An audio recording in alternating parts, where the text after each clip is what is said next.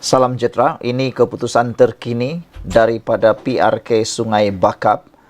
Dilaporkan bahawa setakat jam 11 pagi tadi, baru 24% para pengundi keluar mengundi. Sehingga mendesak pengerusi SPR menggesa keluar mengundi.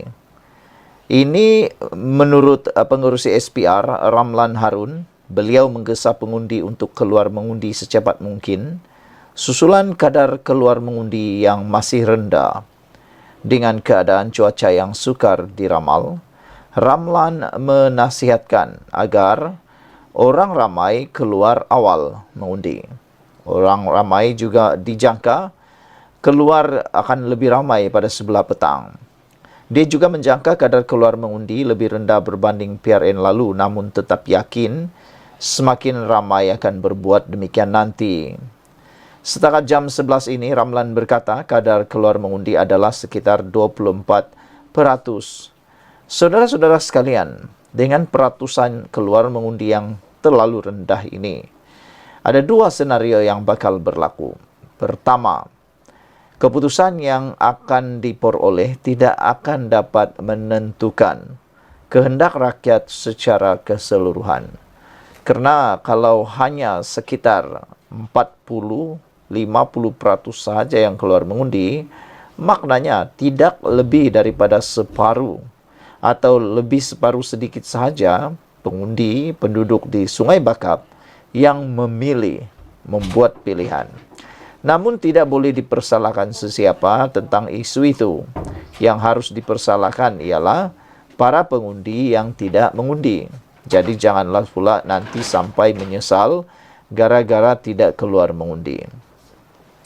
Perkara kedua yang boleh diramal akan berlaku dengan peratusan keluar mengundi yang terlalu rendah ini ialah kekalahan akan menimpa salah seorang daripada calon tersebut.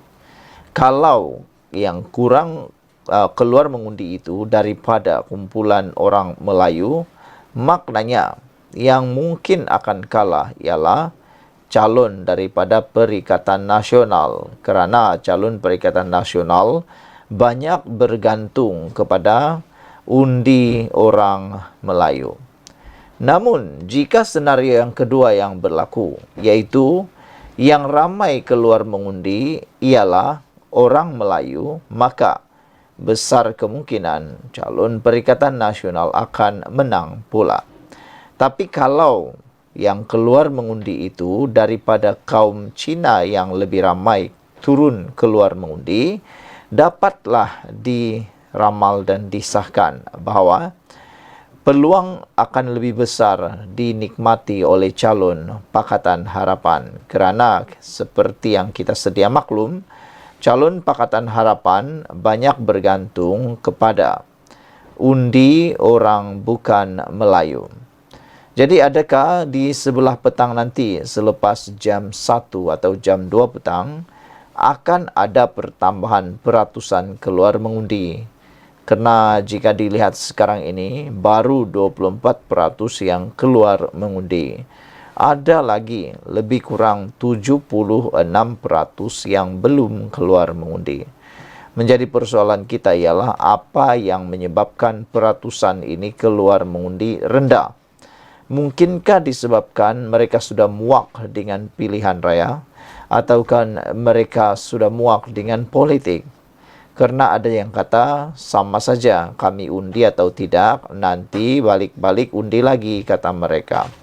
Ini merujuk kepada beberapa tindakan-tindakan ahli politik yang membelakangkan kepentingan rakyat setempat. Mereka sanggup mengkhianati undi rakyat semata-mata untuk kepentingan mereka sendiri. Ada juga netizen yang kata, kami dah malas mau mengundi kerana hampir saban tahun, 2 tahun sekali, kadang setahun sekali ada pengundian. Terkini pula, ura-ura makin jelas kedengaran bahawa kerusi 6 ahli parlimen bersatu bakal diadakan PRK juga. Jadi kata mereka, sampai bilalah pilihan raya ini tak habis-habis, kata mereka lagi. Apa pula pendapat anda semua? Kita menyeru supaya penduduk setempat di Sungai Bakap keluarlah mengundi Jangan sampai Anda pula menyesal nanti. Jumpa lagi. Bye-bye. Salam sejahtera. Terima kasih karena bersama dengan saya di Nazilin Unity Channel. Hari ini penentuan siapa yang bakal kalah dan siapa yang bakal menang dalam PRK Sungai Bakap. Namun demikian, ramai yang mengatakan keputusan 50-50. Tetapi ia bergantung kepada jumlah kiraan peratusan mengundi keluar mengundi. Namun demikian, ada satu perkara yang mengejutkan ramai pihak. Mengejutkan penyokong Perikatan Nasional pernah mengaku murtad sebut perkataan jelik terhadap Perdana Menteri. Apa perkataan jelik yang dikatakan itu? Mengejutkan apabila Perikatan Nasional PN membiarkan seorang lelaki yang pernah mengaku murtad menyebut perkataan jelik terhadap Perdana Menteri Datuk Seri Anwar Ibrahim. Individu lengkap berbaju Melayu dan mengenakan tanjak itu menjadi penceramah di pentas kempen Perikatan Nasional. Brother Anwar Ibrahim, singkatnya apa? Dia mengatakan perkara yang amat jelik terhadap Anwar Ibrahim. Singkatan nama tak salah, saya bukan maki dia. Nak buat macam mana singkatannya macam itu, katanya merujuk kepada perkataan jelik yang disebut terhadap Anwar Ibrahim. Saya tak kata dia kinzir, katanya yang difahamkan bersama bersatu. Pada tahun 2019, lelaki sama pernah mengaku murtad dalam siaran langsung di media sosial yang dirakamnya. Kenyataan itu boleh dilayari di laman YouTube. Rata-rata mempersoalkan pendirian PAS yang membenarkan penceramah Perikatan Nasional menghina sesama Islam di pentas ceramah parti itu. PN panggil orang macam ini untuk bercakap atas pentas, main-main dengan agama. Memang dia ni, orang ni punya kegemaran kan? Tungganglah selagi boleh, kata mereka. Kalau nak dengar penipuan, pembohongan, maki hamun, fitnah dan perkara yang tak memajukan rakyat, pergilah dengar ceramah PN. Tetapi kalau nak dengar isu-isu yang keluar dari kotak, pergilah dengar ceramah PH. Demikian antara komentar warga maya. Saudara-saudara sekalian, apabila perkara ini menjadi satu perkara yang panas, ini sudah tentu akan menjadi siasatan pihak polis kerana hantaran jelik berkaitan dengan pemimpin negara pasti akan mendapat padah. Kita berharap lelaki yang membuat kenyataan ini menerima padahnya. Bayangkan saja, berani-beraninya dia pernah mengaku murtad tapi menyebut perkataan jelik pula terhadap Perdana Menteri.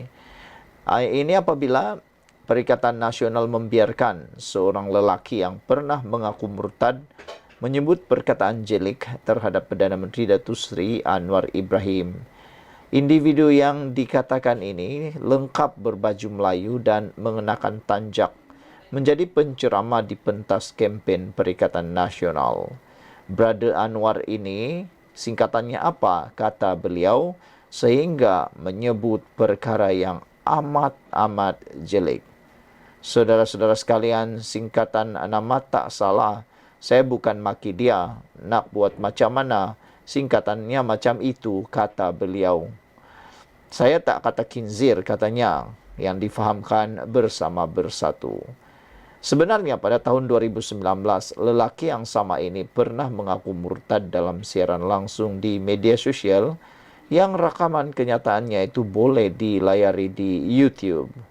Rata-rata mempersoalkan pendirian PAS yang membenarkan penceramah PN itu menghina sesama Islam di pentas ceramah parti.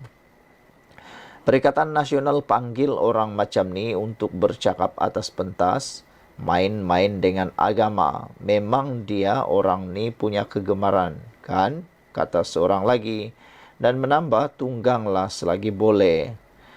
Seorang lagi netizen mengatakan kalau nak dengar penipuan, pembohongan, maki hamun, fitnah dan perkara yang tak memajukan rakyat, pergilah dengar ceramah PN. Tetapi kalau nak dengar isu-isu yang keluar dari kotak, pergilah dengar ceramah PH. Demikian antara komentar warga maya. Sekian untuk kali ini. Jangan lupa tinggalkan komen anda, tekan butang subscribe. Bye-bye. Salam sejahtera. Hari ini pengundian Sungai Bakap.